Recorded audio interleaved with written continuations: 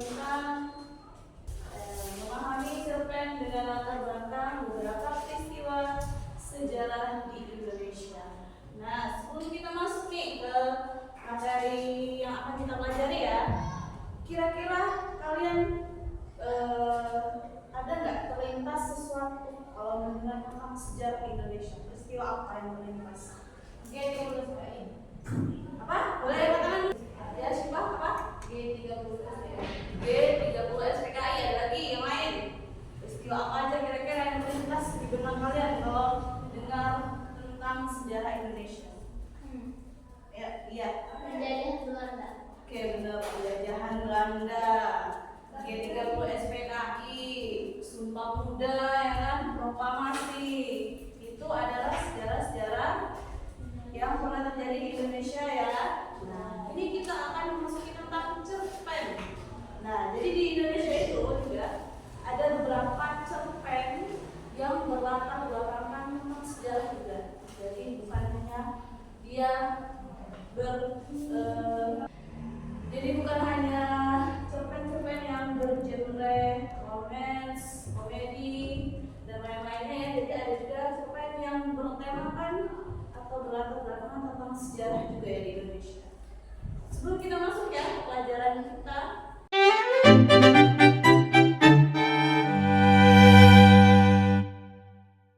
saya akan sampaikan tentang tujuan kita dalam mempelajari ini itu apa ya. Jadi yang pertama itu tujuan kalian mempelajari pelajaran ini yang pertama adalah biar nanti kalian bisa mengidentifikasikan latar belakang sejarah dalam cerpen ya nanti. Terus yang kedua kalian bisa menjelaskan keterkaitan antara cerita yang ada dalam cerpen dan peristiwa sejarah yang pernah terjadi di Indonesia. Terus dan yang ketiga itu adalah kalian akan diminta untuk menunjukkan nilai-nilai moral dan sosial dari cerita yang berlatar belakangkan sejarah Indonesia. Nah, tadi kan sudah saya sampaikan tujuan pembelajaran yang akan kita pelajari ya. Sebelum itu kita ice breaking bentar dulu biar kalian lebih semangat lagi belajarnya ya. Karena udah siang-siang kayak gini ya pasti lesu, capek, ngantuk ya kan? Ya. Nah, jadi sekarang kalian ikutin Ustazah ya. Kalau misalnya Ustazah bilang tepuk 1 2 kali, kalau misalnya tepuk 2 tepuk 3 1 2 3, kalau misalnya tepuk 4 1 2 3 4, kalau misalnya tepuk 5 2 3 4 5 up. Oke. Tepuk 1, tepuk 2, tepuk 3, tepuk 4. Ada yang nggak fokus. Oke lah, tepuk 4, tepuk 5, tepuk 3, tepuk 4, tepuk 2, tepuk 1, tepuk 3, 4, tepuk 5. Oke, tangan dulu kita semangat. Hilang kan ngantuknya? Oke, kita lanjut lagi ya ke materi kita tadi tentang kelebihan cerpen. Kalian ada yang tahu tentang cerpen? Ada yang paham apa itu cerpen? Oke, Marcella, silakan. Cerpen adalah salah satu karya sastra yang terdiri atas kurang atau sama dengan 10.000 kata. Oke, benar jawabannya ya. Boleh kasih ulang? Ya, tadi temannya Marcella udah menyampaikan pendapatnya ya tentang apa itu cerpen. Boleh diulang sekali lagi Marcella, pelan-pelan. Cerpen adalah salah satu karya sastra yang terdiri atas kurang atau sama dengan 10.000 kata. Jadi cerpen itu dia bentuknya tidak terlalu panjang ya. Dia terdiri kurang lebih itu 10.000 kata. Ya. Ini saya kasih pengertiannya yang lebih singkat lagi biar kalian mudah mengingatnya tentang cerpen ya. Dicatat ya. Jadi cerpen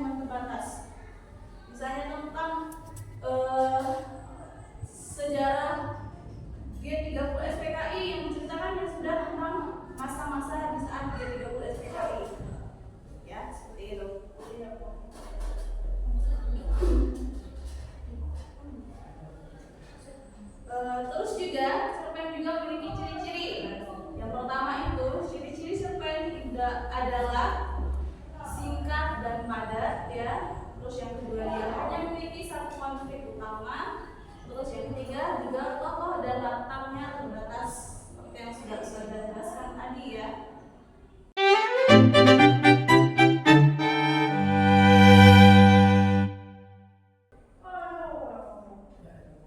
Jadi kalau misalnya cerpen itu kan dia itu pendek, cuma terfokus sama satu tokoh aja dan satu peristiwa. Kalau novel itu dia panjang, kayak contoh misalnya novel Gagal Sonderisa itu kan peristiwanya lebih dari satu, dari sebelum tsunami, saat tsunami sampai pasca tsunami. Kalau misalnya cerpen, misalnya kayak cerpen tentang seorang yang tidak disayang sama orang tuanya. Nah, dia itu fokus ceritanya cuma di si anak itu aja dan konflik yang terjadi antara anak itu dan keluarganya aja. Ya, dia cuma terbatas latar dan konfliknya. Beda sama novel panjang. Paham? Ada perbedaan kan sama sana? Kalau gitu kita lanjut ya. Kita masuk ke cerpen dengan latar sejarah. Nah, cerpen dengan latar sejarah adalah cerita yang mengangkat latar waktu, tempat, atau peristiwa yang benar-benar terjadi di masa lampau. Yang berkaitan dengan sejarah, contoh yang berlatarkan sejarah ini salah satunya misalnya ada masa penjajahan Belanda, masa penjajahan Jepang, terus peristiwa proklamasi, masa reformasi, Orde Baru, G30 SPKI, seperti itu ya contoh-contoh latar sejarah yang ada di Indonesia. Atau kalian ada yang tahu contoh latar sejarah yang biasanya dibuat cerpen? Pernah baca ya? Oke, nanti kita baca. Kita lanjut ke unsur intrinsik cerpen ya. Jadi unsur intrinsik cerpen itu ada 7 di sana. Kalian bisa lihat di bukunya ya. Silahkan lihat. Unsur intrinsik pembangun cerpen cerita pendek. Yang pertama di sana ada tema. Nah, tema itu adalah salah satu unsur penting ya yang dalam membangun sebuah cerita. Itu biasanya adalah gagasan pokok, gagasan utama dari cerita. Terus yang kedua itu ada tokoh dan penokohan. Ada yang tahu tokoh dan penokohan apa? Tahu?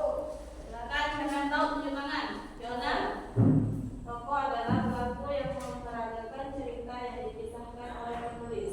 Jadi tokoh atau penokohan itu adalah biasanya orang yang memperagakan atau pelaku yang memperagakan sebuah karakter dalam cerita yang dibuat oleh penulisnya ya. Dan biasanya tokoh dalam cerita itu terbagi jadi 2 lagi gitu. Ada tokoh utama, ada tokoh pembantunya. Tadi dia terbagi dari 2, ada tokoh utama dan tokoh pembantu ya. Pembantu itu biasanya tokoh yang membantu tokoh utama dalam sebuah cerita. Terus juga ada penokohan. Kalau penokohan itu adalah karakter atau sifat yang dibawakan oleh tokoh atau pelaku dalam cerita. Nah, dia dibagi lagi penokohan jadi 3. Ada protagonis, antagonis, dan antagonis. Kalau protagonis itu biasanya dia karakter baik biasanya ditampilkan dalam cerita ya. Kalau misalnya antagonis biasanya kebalikannya, lawan dari protagonis, jahat biasanya dia. Terus kalau misalnya protagonis itu dia adalah penengahnya biasanya di antara protagonis dan antagonisnya. Kayak gitu ya. Terus yang ketiga itu ada alur. Alur itu alur atau plot cerita kan. Alur itu adalah rangkaian peristiwa yang diceritakan oleh penulis dari awal sampai akhir cerita. Terus yang ketiga itu ada latar. Latar itu ada latar waktu, latar tempat, dan latar suasana. Ya. Kalau latar waktu itu misalnya kejadiannya pada tahun 1965 atau pada jam 06.00 waktu Indonesia Barat kayak gitu. Kalau misalnya latar tempat itu berarti tempat di mana tempat latar dari cerita yang sedang diceritakan. diceritakan oleh penulisnya, ya. Misalnya di suatu masjid atau di Bandung kayak gitu. Kalau misalnya latar suasana apa yang sedang terjadi di sana latarnya. Misalnya suasana berlatarkan suasana riuh misalnya sepi kayak gitu, ya. Lanjut ke amanat. Amanat itu adalah pesan yang disampaikan. Amanat itu adalah pesan yang ingin disampaikan oleh penulis biasanya, ya. Dia berisikan pesan. Terus yang keenam itu adalah sudut pandang. Dan biasanya itu menceritakan, membicarakan tentang hubungan yang terjalin antara penulis dan alam kreatif imajinasinya, atau juga hubungan antara penulis dan perasaan pembacanya. Terus yang ketujuh adalah gaya bahasa. Gaya bahasa dapat diartikan sebagai cara pengungkapan yang khas dari seorang penulis yang sederhana. Kita lanjut ke latar dalam cerpen sejarah, ya. Latar itu menggambarkan suasana dan kondisi pada masa tertentu. Tadi ada 3 yang latar, apa aja? Ada latar waktu, latar tempat, dan latar suasana. Nah, contohnya latar waktu itu kayak misalnya masa revolusi kemerdekaan. Terus misalnya latar tempat itu misalnya di desa, di medan perang, di istana. Terus yang ketiga juga ada latar suasana, misalnya suasana yang semangat perjuangan, ketegangan, harapan, sedih, dan lain-lain, ya. Terus kita lihat ke contoh cerpen. Silakan kalian buka buku, ya. Oke, kita lihat ya tentang contoh cerpen berjudul Robohnya Surau Kami, karya Nafis, dengan latar pasca kemerdekaan Indonesia, menggambarkan kondisi sosial dan moral masyarakat. Terus ada nilai sejarahnya tentang keinginan ada masyarakat yang selalu pasrah dan tidak aktif dalam membangun bangsa. Itu, ya. Terus ada contoh cerpen yang kedua itu Di Kaki Bukit Cibalak, karya Ahmad Tohari, dengan latar masa pasca kemerdekaan dengan konflik sosial dan ekonomi di desa. Terus nilai sejarahnya adalah menggambarkan perubahan sosial dan perjuangan rakyat kecil. Kita lihat, ya, latihan yang ada di buku. Di sana ada cerpen tentang judulnya itu Kucing yang Selalu Lapar. Nah, sekarang saya minta kalian untuk mengerjakan soal. Yang pertama itu kalian diminta untuk menentukan peristiwa sejarah yang menjadi latar ceritanya. Terus yang kedua, menjelaskan pengaruh peristiwa tersebut terhadap tokoh dan alur ceritanya. Dan yang ketiga, menyampaikan pesan moral apa yang terkandung dalam cerpen tersebut. Paham? Paham. Jadi silahkan kalian kerjakan soalnya, ya, di buku latihan.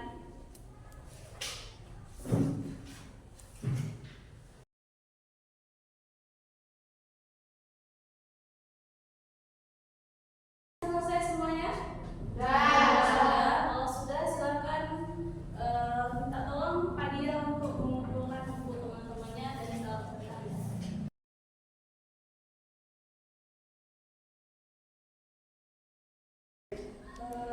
Oke, dari latihan yang tadi kalian kerjakan, ya, Ustazah melihat kalian sudah cukup paham dengan materi yang sudah disampaikan tadi, ya.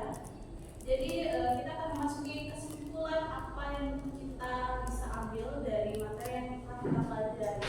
Jadi yang pertama itu adalah cerpen itu berlatar sejarah yang menggabungkan tentang unsur fiksi dan fakta sejarah. Jadi dia dicampur antara fiksi dan fakta dalam sejarahnya. Terus yang kedua, dia itu membantu memahami nilai perjuangan dan kondisi sosial masa lampau. Dan yang ketiga itu membentuk sikap menghargai sejarah bangsa. Oke, ya. Saudara rasa kalian semua sudah paham dengan materi yang disampaikan tadi, dan tadi sudah diberikan kesimpulannya. Terima kasih atas perhatian kalian, ya, dan semangat kalian dalam belajar hari ini. Jadi nanti kita lanjutkan materinya di minggu depan. Saya akhiri, wassalamualaikum warahmatullahi wabarakatuh.